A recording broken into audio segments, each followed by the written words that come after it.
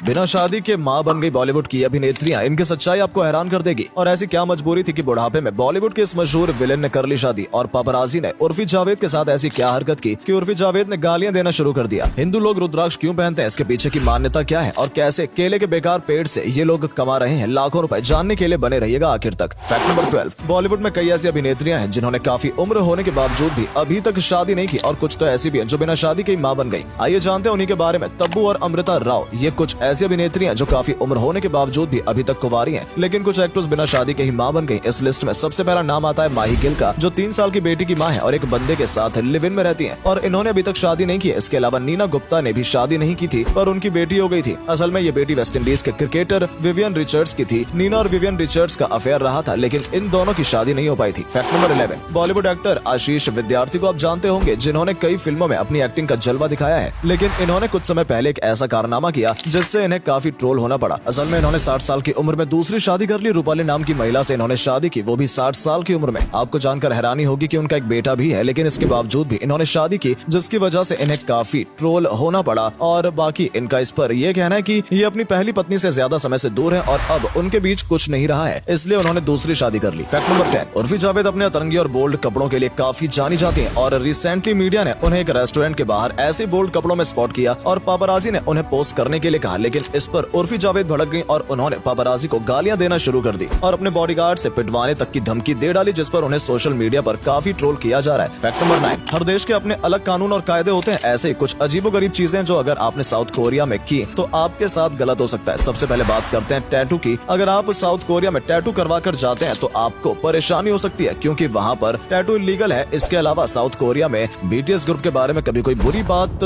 मत बोल देना, क्योंकि वहाँ के लोग बीटीएस ग्रुप को बहुत मानते हैं। साउथ कोरिया में किसी लड़की से उसका ब्लड ग्रुप पूछना भी गलत माना जाता है, क्योंकि ऐसा करने पर लड़की भड़क जाती है। फैक्ट नंबर 8, एक ऐसा सांप जो 25 करोड़ में बिकता है। जी हाँ, आपको विश्वास नहीं होगा, पर दुनिया में एक ऐसा सांप भी है जिसकी कीमत 25 करोड़ है। ये सांप है 2 मुंह वाला सांप, जो कि बहुत ही ज्यादा दुर्लभ होता है और बहुत कम देखने को मिलता है। इंटरनेशनल मार्केट में इसकी कीमत 3 से 25 करोड़ रुपए के बीच में आकी गई है, पर इसकी स्मगलिंग करना इलीगल है। आपको बता दें कि यहाँ इतना महंगा इसलिए है क्योंकि इससे कई बीमारियों के इलाज की दवा बनती है। Fact number 7, Indian bowler Mohammed Shami कुछ सालों पहले अपनी पत्नी को लेकर विवाद के चलते लाइमलाइट में रहे थे, जिससे उनके करियर पर भी काफी प्रभाव पड़ा था। उनकी पत्नी हसीन जहां ने उन पर डोमेस्टिक वायलेंस और बहुत सारे आरोप लगाए थे। हालांकि बाद में ये मामला ठंडा पड़ गया, लेकिन 2023 में फिर से इस मामले ने तूल पकड़ ली, क्योंकि हसीन जहां अब सुप्रीम कोर्ट तक पहुंच चुकी है और वो कई जगह इंटरव्यू में मोहम्मद शमी पर गंभीर आरोप भी लगा चुकी है। उनके मुताबिक मोहम्मद शमी ने उनके साथ बहुत गलत किया है। वहीं मोहम्मद शमी अपने आप को निर्दोष बताते हैं। बाकी आप क्या सोचते हो इस बारे में कमेंट करके बताइएगा। फैक्ट नंबर 6, एक ऐसा स्कैम जिसे सुनकर आपके भी होश उड़ने वाले हैं। दोस्तों, आजकल तरबूज को लेकर बहुत ही बड़ा स्कैम चालू है। असल में तरबूज बेचने वाले लोग इंजेक्शन लगाकर तरबूज को मीठा और लाल बना रहे हैं। जब आप कभी तरबूज लेने जाते हैं तो उसका एक टुकड़ा कटवा कर और खाकर देखते हैं, पर क्या हो अगर यही तरबूज इंजेक्शन लगाकर मीठा और रेड बनाया गया हो। असल में तरबूज बेचने वाले चालाकी से इंजेक्शन के जरिए एरिथ्रोसिन नामक केमिकल मिला देते हैं, जिससे ये मीठा और लाल हो जाता है, पर सेहत के लिए बहुत हानिकारक होता है। इसलिए सावधानी से देखकर तरबूज लेना अगली बार। फैक्ट नंबर 5, क्या आपको पता है कि हिंदू लोग रुद्राक्ष क्यों पहनते हैं? इसके पीछे की मान्यता क्या है? चलिए आज इसी बारे में बात करते हैं। दोस्तों, पौराणिक कथाओं की माने तो देवी सती के वियोग में एक बार भगवान शिव का हृदय द्रवित हो गया और उनकी आंखों से आंसू निकल पड़े, जो कि कई स्थानों पर गिरे। जहां जहां भगवान शिव के आंसू गिरे वहां वहां रुद्राक्ष के वृक्ष की उत्पत्ति हुई। ऐसी मान्यताएं हैं कि रुद्राक्ष हर किसी की मनोकामना पूरी कर सकता है और इसलिए हिंदू लोग रुद्राक्ष पहनते हैं। फैक्ट नंबर 4, किन्नरों को हमेशा ही समाज में नीची नजरों से देखा गया है, लेकिन आजकल किन्नर ऐसे काम कर रहे हैं जिससे किन्नर समाज का सीना गर्व से चौड़ा हो जाता है। एक ऐसे किन्नर है बंगाल की, जहाँ ये किन्नर जो इस समय IAS की तैयारी कर रही है। असल में ये पहले के टाइम में ऑर्केस्ट्रा में काम किया करती थी, जहां इन्हें काफी तकलीफ होती थी। बाद में उन्होंने पढ़ाई करना जारी रखा और इसमें इनकी सबसे ज्यादा मदद खान सर ने की। खान सर ने इन्हें फ्री में पढ़ाया और अब ये IAS की तैयारी कर रही हैं और किन्नर समाज को एक नई ऊंचाई पर ले जाना चाहती हैं। फैक्ट नंबर 3, गर्मी का मौसम है, ऐसे में बर्फ का इस्तेमाल खूब होता है और बर्फ की बड़ी बड़ी सिल्लियां मार्केट में तेजी से बिकती हैं, पर इनके बनने की प्रोसेस आप नहीं जानते होंगे। चलिए जानते हैं ये बड़ी बड़ी सिल्लियां कैसे बनाई जाती हैं। देखिए, इसके लिए सबसे पहले उस गैस को ठंडा किया जाता है जिससे ये बर्फ जमाया जाएगा, जिसके बाद इस गंदे पानी में नमक को डाला जाता है और फिर सांचों को नमक वाले पानी में डालकर उससे साफ पानी भरा जाता है और नमक वाले पानी को गैस की मदद से ठंडा किया जाता है, जिससे सांचे में भरा हुआ पानी बर्फ में तब्दील हो जाता है, जिसके बाद इसे निकालकर मार्केट में भेज दिया जाता है। और अगले फैक्ट पर जाने से पहले फोटो को ध्यान से देखिए और बताइए आपको कौन दिखाई दे रहा है। इससे पता लगेगा आपका दिमाग और आपकी आंखें कितनी तेज है। आपको मिलता है 5 सेकंड। फैक्ट नंबर 2, आजकल आमों का सीजन चल रहा है, इसलिए लोग आम को खरीद कर तुरंत खाना शुरू कर देते हैं, पर यह बहुत गलत तरीका है। इससे आपको नुकसान भी हो सकता है। आम को खरीदने के बाद उसे लगभग 30 मिनट तक पानी में डुबाकर रखना चाहिए। चाहिए, वरना ये हानिकारक हो सकता है। असल में आम में बहुत ज्यादा गर्मी होती है जो आपकी स्किन को बहुत प्रॉब्लम दे सकती है। साथ ही आम को पकाने में जो पेस्टिसाइड इस्तेमाल किए जाते हैं वो भी हानिकारक होते हैं और अंत में इसमें फिटिक एसिड भी पाया जाता है जो कि नुकसानदायक होता है। लेकिन 30 मिनट तक पानी में डुबोकर रखने से ये सब गायब हो जाते हैं और आम बिल्कुल फायदेमंद हो जाते हैं। फैक्ट नंबर 1, कैसे ये कंपनी केले के खराब पेड़ से लाखों रुपए कमा रही है। मैं बात कर रहा हूँ अहमदाबाद की साथ ही कंपनी की जो वेस्टेड